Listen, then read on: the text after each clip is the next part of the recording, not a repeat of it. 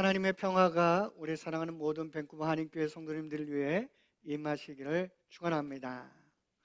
오늘 우리가 읽은 이 말씀, 기독교의 핵심 진리를 관통하는 그런 말씀입니다. 우리 주님, 당신이 오신 것은 율법을 폐하러 온 것이 아니라 율법을 완성하러 오셨다, 이렇게 말씀하시면서 너희 의가 바로 서기관과 바리새인보다 더 낫지 아니하면 결단코 천국에 들어가지 못하리라, 이렇게 말씀하시면서 오늘 말씀으로 그 어떤 면에선 종결에 대한 이야기를 말씀을 하고 있습니다. 곧 그 당시 유대인들에게 있어서 서기관과 바리새인들, 종교적 의로움의 상징과도 같은 그러한 사람들이었습니다. 그들은 율법을 자기들이 잘 지킨다고 생각하고 자신의 삶을 자랑스러워했던 그런 사람입니다.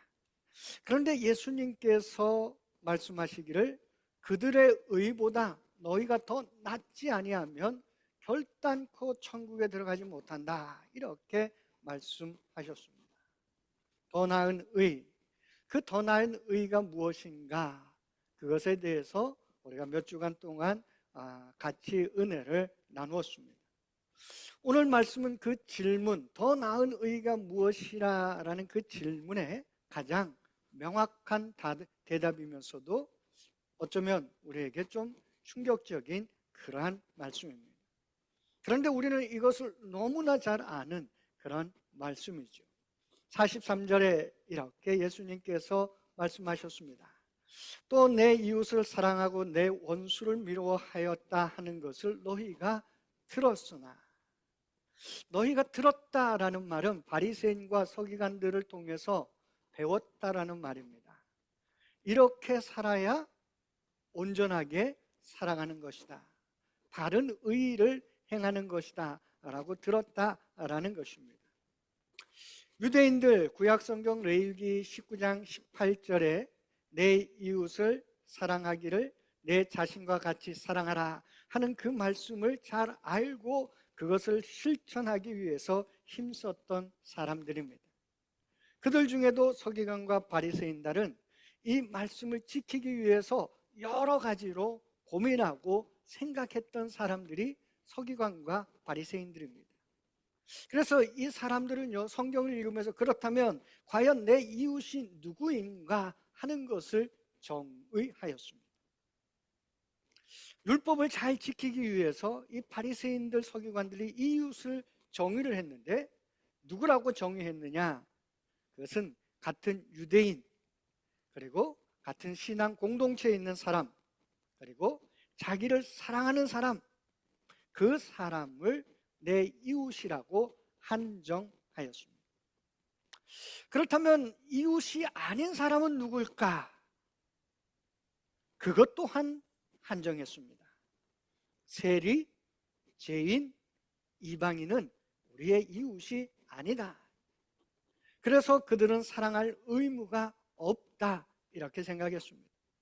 그리고 더 나아가서는 그러한 사람들은 멸시하고 미워해도 된다 하는 그런 정당한, 미워하는 것도 정당한 것이다, 이렇게 생각해서 원수를 미워하라 라는 인간적인 규범을 만들었습니다. 그래서 예수님께서 43절에 내 이웃을 사랑하고 내 원수를 미워하라 하였다라는 것을 너희가 들었으나, 성경 어디를 봐도 원수를 미워하라는 말은 없습니다. 그런데 이 유대인들이 이웃이 누구인가를 한정하다가 보니까 내가 생각하는 이웃이 아닌 사람들은 결국은 미워해도 된다 하는 그 결론에 도달했던 것입니다. 그들이 말하는 의, 그들이 말하는 사랑은 무엇입니까? 배타적이었다 하는 것입니다. 그들의 사랑은 어떤 면에서 거래의 논리 속에 들어 있었습니다. 나를 사랑해주는 사람, 나에게 친절을 베푸는 사람, 나에게 잘해주는 사람, 그 사람을 내가 사랑하면 된다라는 거예요. 한마디로 거래와 같은 것입니다.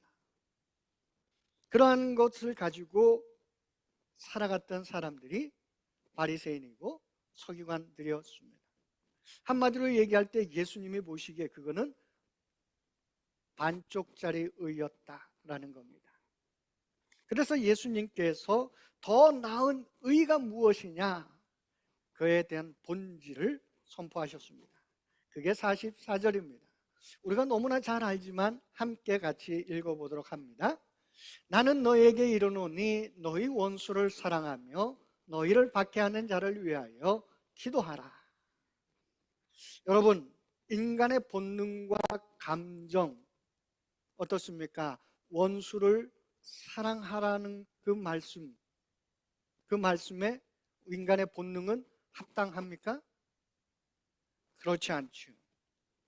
이 말씀은 인간의 본능과 감정을 거스리는 그러한 말씀입니다. 미움은 어떤 면에서 인간의 본능이에요.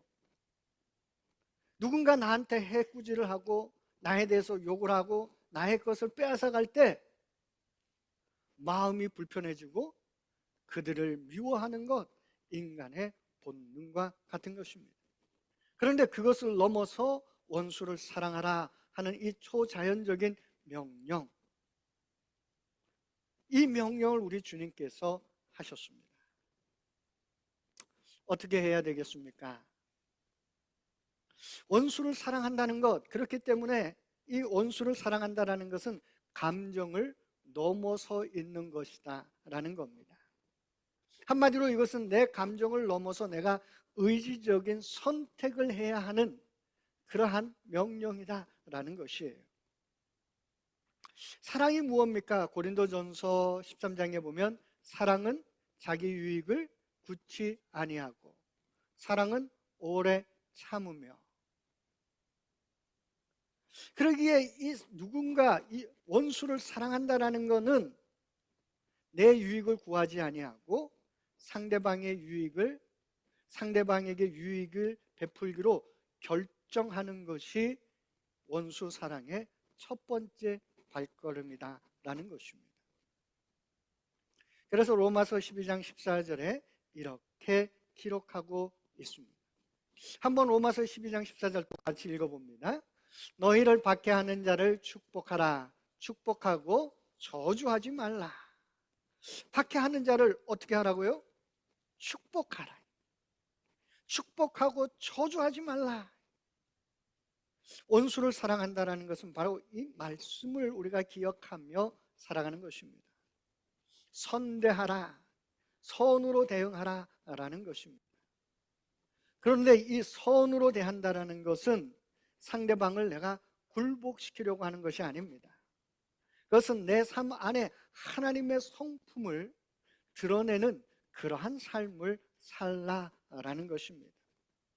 그러하므로 악에게 악으로 대하지 말고 선으로 악을 이김으로 영적 전투에서 승리해야 한다 하는 그런 말씀입니다.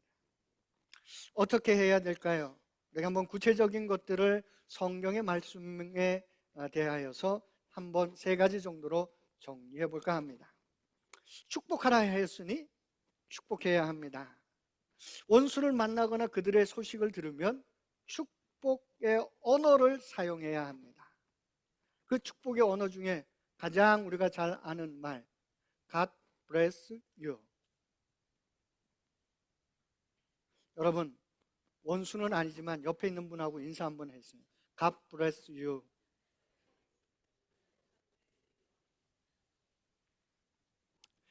이 말이 우리에게 필요하다라는 거예요.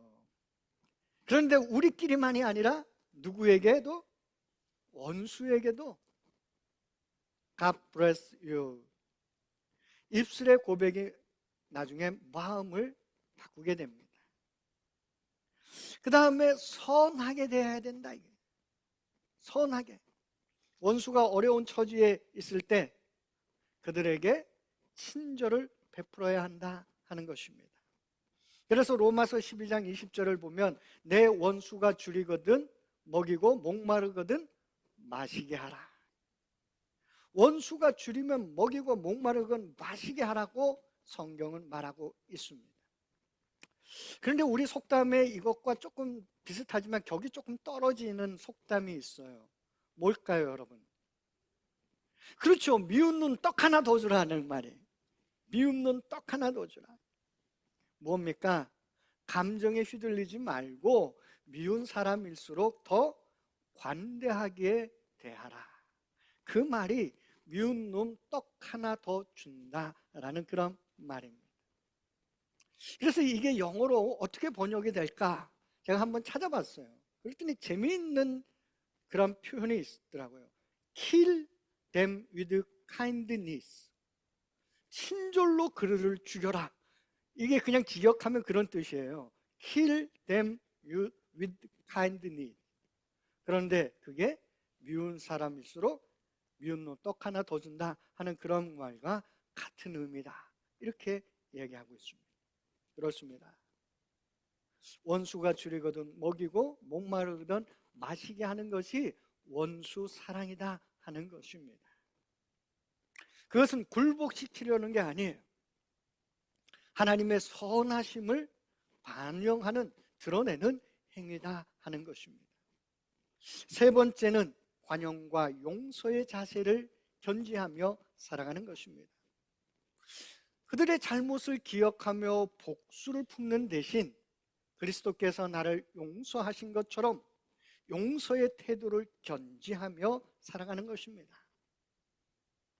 그러한 삶의 자세가 우리에게 있을 때 우리가 원수를 사랑하는 그 삶으로 나아갈 수 있다 하는 것입니다. 미국의 흑인 민권 운동의 지도자였던 마틴 루터 킹 주니어 목사님의 이야기입니다. 억압적인 그 백인 사회로부터 그 억압에 맞서 싸울 때 많은 폭력과 위협에 시달렸습니다. 그의 집에 폭탄이 터지는 그러한 일도 있었습니다. 그를 따르는 사람들, 그들에게 마틴 루터 킹 주니어 목사는 이런 말을 하였습니다. 어두움은 어두움을 몰아낼 수 없습니다. 오직 빛만이 그럴 수 있습니다. 미움은 미움을 몰아낼 수 없습니다. 오직 사랑만이 그럴 수 있습니다. 우리의 목표는 그들을 패배시키는 것이 아니라 그들을 친구로 만드는 것입니다. 그렇습니다. 원수 사랑은 그들을 패배시키려는 게 아니에요. 그들을 나의 친구로 만드는 것이다 하는 것입니다. 바로 예수님께서 말씀하신 더 나은 의, 바로 원수 사랑이다 하는 겁니다. 그러면서 예수님께서 또 무엇을 말씀하셨습니까? 핍박하는 자를 위하여 기도하라.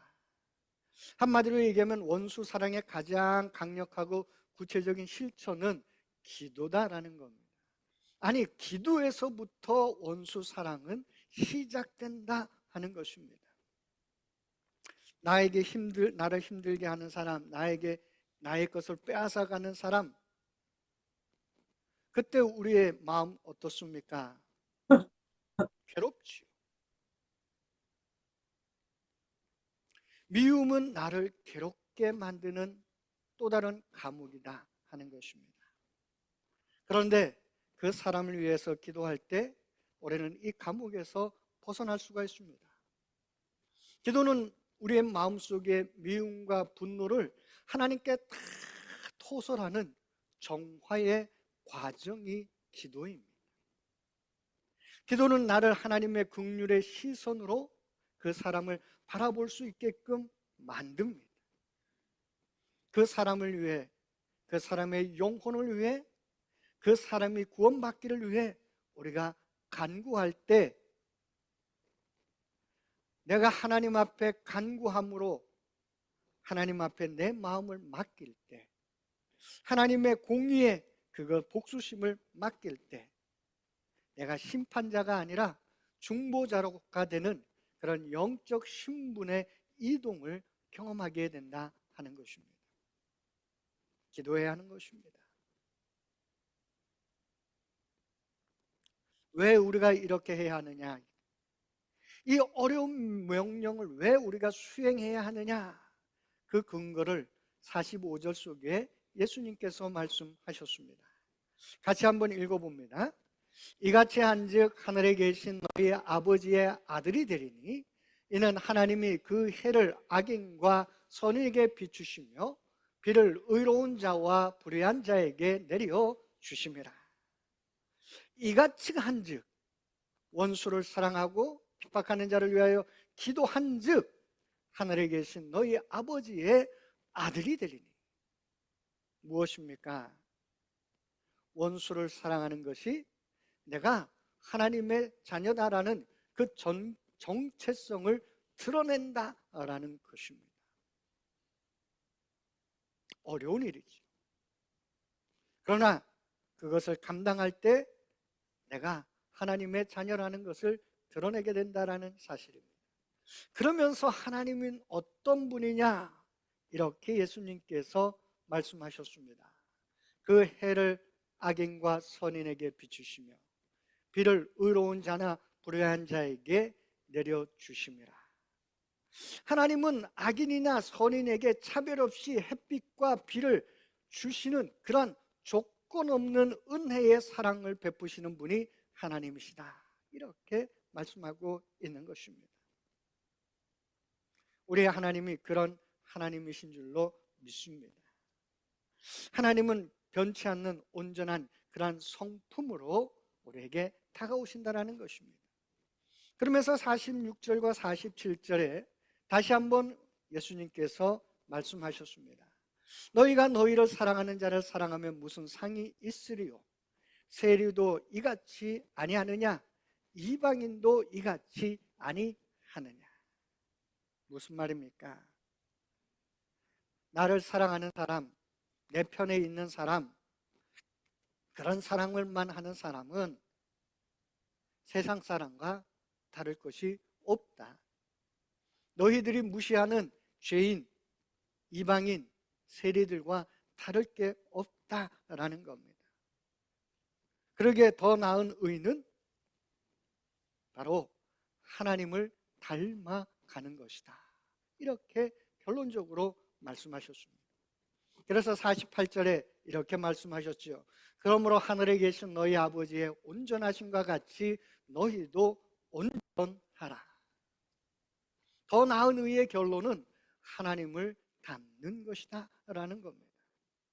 온전하다 하는 말, 흠이 없다라는 의미를 넘어서 성숙하다, 목표에 도달하다 하는 그런 뜻을 가지고 있습니다.